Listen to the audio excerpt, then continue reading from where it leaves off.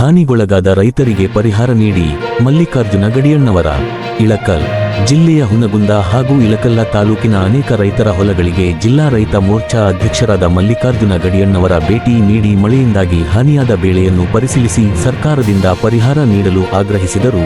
ಈ ಸಂದರ್ಭದಲ್ಲಿ PLD bank ನಿರ್ದೇಶಕರಾದ ಶ್ರೀ ರುದ್ರಪ್ಪ ಶೀಲವಂತರ ಹಾಗೂ ಹಾನಿಗೊಳಪಟ್ಟ ಜಮೀನುಗಳ ರೈತರು ಉಪಸ್ಥಿತರಿದ್ದರು. ವರದಿಗಾರರು ಶರಣಗೌಡ ಕಂದಕೂರ, ರೂರಲ್ ನ್ಯೂಸ್ ಕಂದಗಲ್.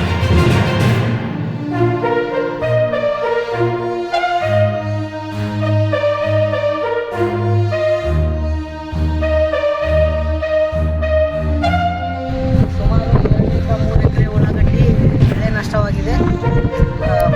ಭಾರಿ ಅನಾಹುತ ಮಳೆಯಿಂದ ಈರುಳ್ಳಿ ಭಾಳ ಆಗಿದೆ ಮತ್ತು ಬೀಜ ಗೊಬ್ಬರ ನಷ್ಟಕ್ಕೆ ಪರಿಹಾರ ಸರ್ಕಾರ ಒದಗಿಸಬೇಕೆಂದು ವಿನಂತಿಸಿಕೊಳ್ತೇವೆ.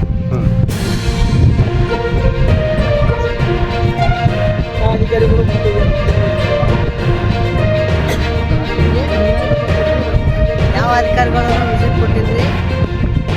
ರೈತರ ಭಾಳ ಆಸೆ ಹೆಂಗಾರ ಮಾಡಿ ಪರಿಹಾರ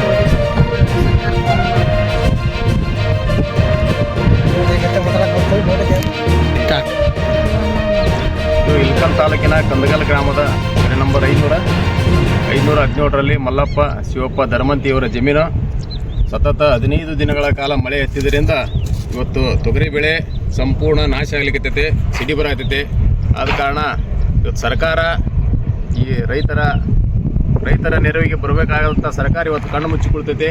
ಆದ ಕಾರಣ ಸರ್ಕಾರ ರೈತರ ನೆರವಿಗೆ ಬಂದು ಅವರಿಗೆ ಮಧ್ಯಂತರ ಪರಿಹಾರ ನೀಡಿ ಇವತ್ತು ಈ ರೈತರು ಜೀವಂತ ಇರುವಂಥ ಒಂದು ಪರಿಸ್ಥಿತಿ ನೋಡ್ಕೊಳ್ಬೇಕಾಗೈತೆ.